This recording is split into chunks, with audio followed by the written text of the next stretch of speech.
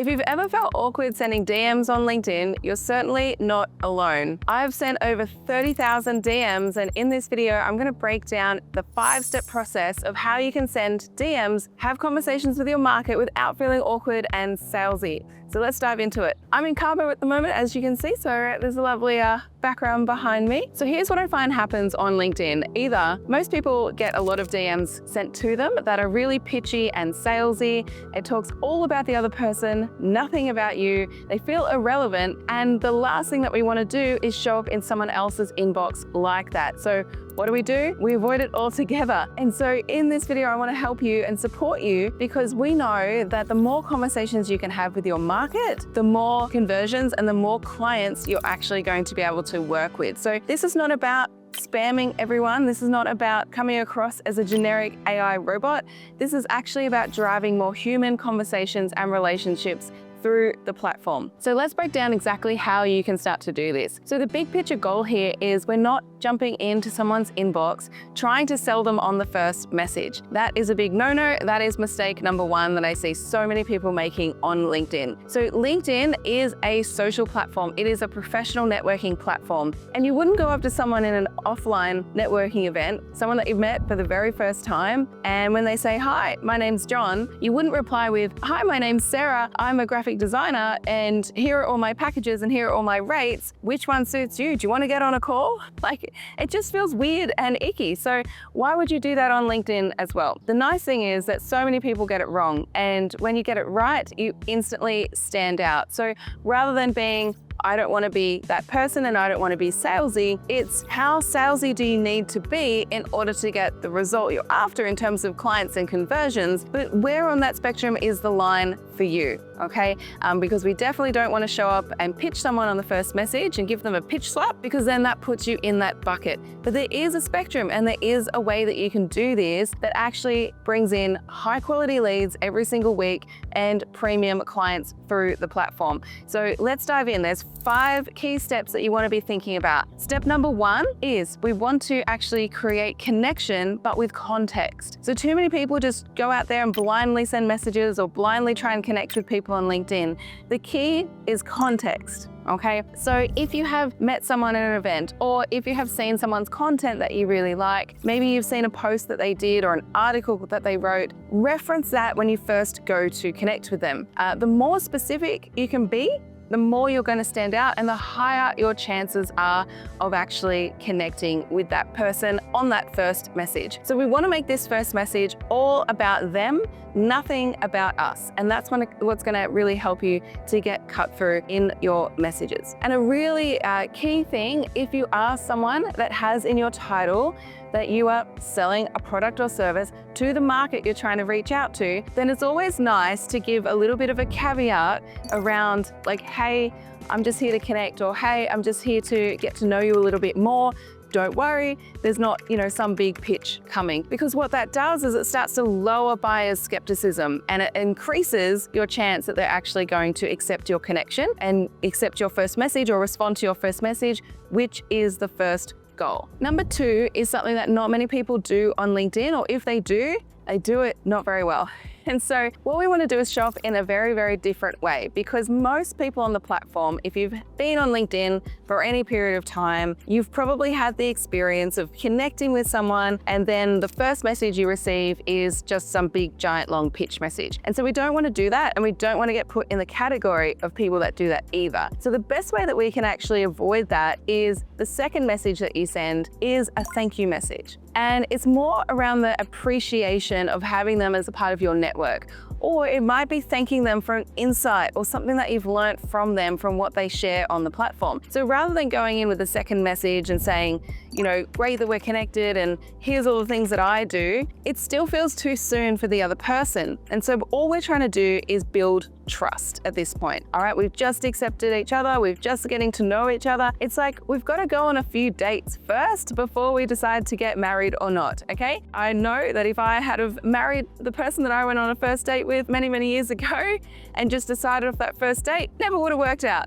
So you want to make sure that you're doing a bit of dating on LinkedIn but not that kind of dating because we don't play that game on LinkedIn. But anyway, what we want to think about is sending them a thank you message where it simply shows some appreciation. So it might just be even thanking them for being a part of your network. And so it sounds something really simple like, thanks so much, Julie. I really appreciate having you a part of my network, and I'm really looking forward to learning more about you and keeping in touch. There's nothing there that's going to scare her off. There's nothing there that's too obscure. It's just a really nice thank you message. Now, the response rate for those messages tend to be quite high, particularly for the people that are up for a conversation and want to engage. So the only goal with the thank you message is to show up with appreciation and make it really easy for the other person to engage in a conversation with you. Too many people spend their time where they're just connecting with people, and then that's it. They never actually continue the conversation, and there's masses of opportunity that they're losing on the platform each and every week. So we don't want to be that person. We want to give people that next step and make it really easy for them to engage with us. Number 3 is your transition message. So this is actually where a lot of people miss out, because at this part of the conversation, if you're sending messages through LinkedIn, when you're reaching people through the DMs, what can happen is the conversation can kind of go dead and you're not really sure what to say or what to do at this point. And so I see this happen a lot. This used to happen for one of my clients, Sophie, who's an executive coach. She used to say, look, I would connect with lots of great people. I would connect with other people in my network. We would connect, we would say thank you, and then that's it. We'd never really speak to each other again. Maybe they see some content and maybe they engage at that point. But for the most part, the conversation would go dead, or you'd have some really vague conversation about the weather, and that was not really useful either. So you're spending a lot of time just talking to people, messaging people that are never actually going to become clients. So we don't want to do that either. So what solves this is having, as your 3rd step, we have a transition message. And that transition message starts to take the conversation down the path of work or business, or how you work and how you can relate to that person in the context of what you do. And so it might just be a really easy question for them to answer, and this is the key too. You don't want to go straight in with a transition message and ask someone about all their problems or all their challenges. That's a big mistake, and it's really tempting to do because, you know, from a sales point of view, you kind of want to understand your market and you want to understand what they're having issues with, but we don't have enough trust to do that yet, right? We're still building trust along this whole process, okay? And so the way I like to think about it is you want to go slow in order to speed things up, okay? So we take it really slowly. We ask a really easy question that's kind of in the world of their work, but it's not so direct, or it's not so pointed to the work that you do and the help that you offer, so that it doesn't scare them off. All right. And so it could sound something like this. So Sophie, to use this example, as an executive coach, she runs a lot of leadership consulting programs in the hospitality and tourism space. And so she would ask a question where she would say, look, this was sort of back a couple of years ago when people were working remotely and things as well. She'd say, hey, are most of your leadership team still working like hybrid, or are they back in the office, or is it a mix of both? And so again, this was something that was very, very easy for the other person to answer. It was around their leadership and executive team, but it wasn't a direct question to say that I can help coach your leaders, right? So it wasn't that far along the line. And so think about it for your market and what that could be. It could even be, you know, what is your next big focus? What are you most excited about with your work right now? Usually when we lead with something positive, it's a lot easier for the other person to answer. So you want to leave with something that's positive and a really easy thing for them to engage back with you on. So we're not exposing any vulnerabilities. We're simply just keeping that conversation going, and we're talking a little bit more about the work that they're focused on and the work that they're doing. And again, you've probably picked up this by now. We haven't talked about ourselves at all in this first 3-step process, okay? So this is all about the other person you're speaking to. It's not about you yet. Step number 4, we need to know that we're actually speaking to the right person. So this is when we go a little bit deeper into the problem, a little bit deeper into figuring out if they are someone that we can actually help or not. Because again, we want to respect each other's time. We want to make sure that we are spending our time in the DMs with people who actually have a problem that we can solve and we know that we can help. It's really tempting to have a lot of conversations where they just end up as nice chats or thinking about ways to collaborate. And the reality is that those conversations hardly move the needle in your business, where conversations with your target market and conversations with your ideal premium clients, they're the ones that do. Because number 1, you've got to learn a ton about your market, whether or not they become a client. And number 2, they've got a really high chance of becoming a client if they're a good fit as well. So that's the next step we need to work out. Now, a really cool framework for this is the BANT framework. So I didn't make this up. This is actually a well-known framework used by IBM over the years. And what that stands for is budget, authority, need, and timing. So when we're looking at these qualifying questions, and it might be one question, it might be a few questions, it depends how much you know about this person and how willing they are to open up as well. But when you think about qualifying this person and really working out, am I speaking to the person that has the budget for what I do? So can they afford to work with me? Now, most people aren't going to outright tell you the amount of money that they want to spend with a coach or a consultant or professional services provider. But there needs to be a level of commitment to be able to invest in their growth in that certain area. So it's making sure that they do have capacity to invest in what they're doing. Authority is, are we speaking to the right person? Especially in B2B scenarios, when you're working with multiple decision makers, there's probably a few people that need to be involved in that decision. And so it's making sure that you're speaking to the right person, but speaking to enough of the right people as well. So maybe there's other people that you need to loop into that conversation, or as you go further along your buyer's journey and further along your sales process, you're going to need to integrate more people into those conversations and do that early and as early as you possibly can. So that's all really around authority. If you're not speaking to the right person, that's a great place to really pump the brakes and say, oh, I didn't realize this is not in your wheelhouse, or I didn't realize this is not sort of what you're focused on right now.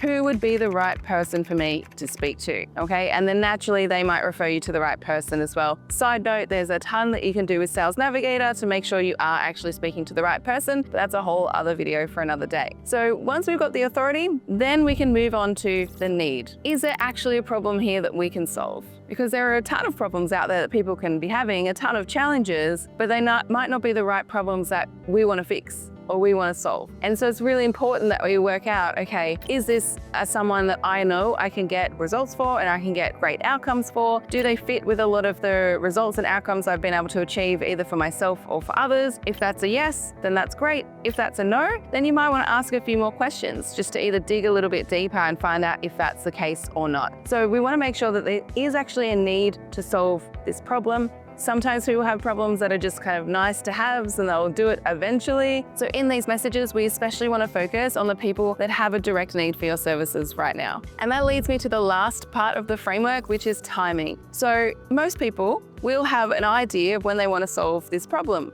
Some people have been putting it off for years and years and years. And sometimes there's either an external thing or an internal thing that happens that triggers something that really makes it more urgent. Okay, so an example might be if you're a career coach and you're working with people and they're wanting to get into a new job. Maybe they've been thinking about starting a new job or looking for a new job for the last 2 or 3 years. But perhaps in the last month, they've just been made redundant.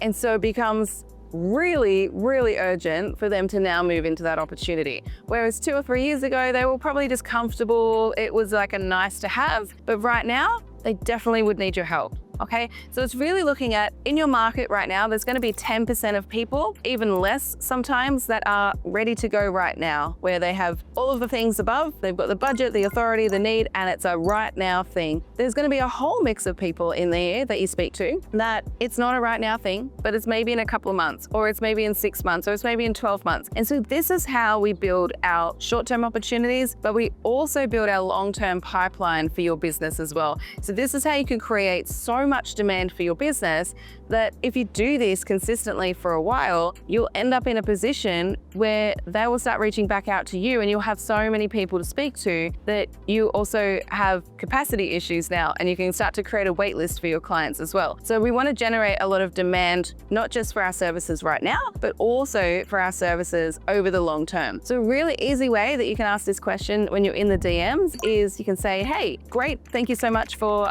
sharing what you've just shared with me. And obviously you can contextualize it to what they've actually said. And then you would say, is this a right now thing for you to fix, or is it a later thing? And they're going to give you a timeline, and it might be like, yep, ready to go right now. Or it might be like, yeah, this is something that we'd be looking at in 6 months time, 12 months time. And so naturally you have a timeline where you can go back and you can follow up and you can add some value to them through your content and other ways that you nurture your leads in the meantime. So that is the BANT framework. That is the qualifying step. Okay. Now the last step in the process. So just to recap so far, we've connected, we've thanked them, We've made that transition into talking a little bit more about work so the conversation doesn't drop off. Now we've qualified, all right, and that might be a few questions. It might be one or two. It just depends on your market. So step number 5, now we want to actually convert. We want to take the conversation we're having on LinkedIn right now, we want to actually take that to more of an offline conversation. So this is where we can go in a lot more detail. It's a bit more of a private space. So maybe it's a phone call, maybe it's on Zoom, and you're taking that relationship and you're taking that trust to the next level as well. And we're creating a different context to have those conversations, all right? And so what that sounds like is you might have picked up a few things from the conversation that you've had, and you might say, hey, we've been working with accountants just like you, solving XYZ problem. I've got a few ideas for you that I think might be helpful. Would you like to jump on a quick call and we can brainstorm some ideas together, all right? Now you want to give that some parameters, so it's a really easy yes. So putting a time limit on it, like a 10 or 15-minute conversation, is usually an easy yes, because people on the other end don't feel like they're committing to an hour call, which is a lot of time to spend with someone that you're still building trust with. So usually a shorter call, like 10 or 15 minutes, you can jump on, you can take that relationship, take that trust to the next level, and then they'll be moving through your sales process from there. So that's really how you take people from the conversations on LinkedIn into conversations offline and are able to convert clients each and every week through this process. Now, one thing that I will say with these conversations is the big picture is we don't want to sound like an AI robot, okay? So please bring your personality, please bring your human element to these conversations.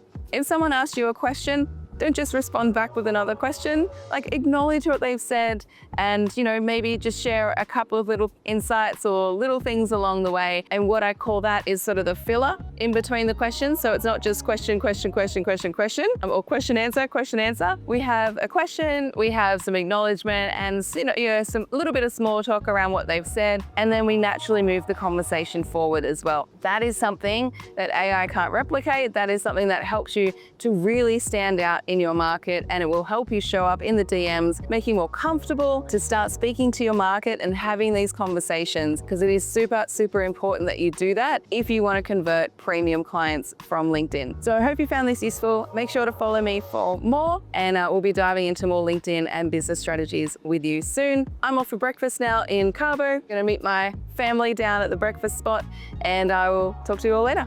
Bye.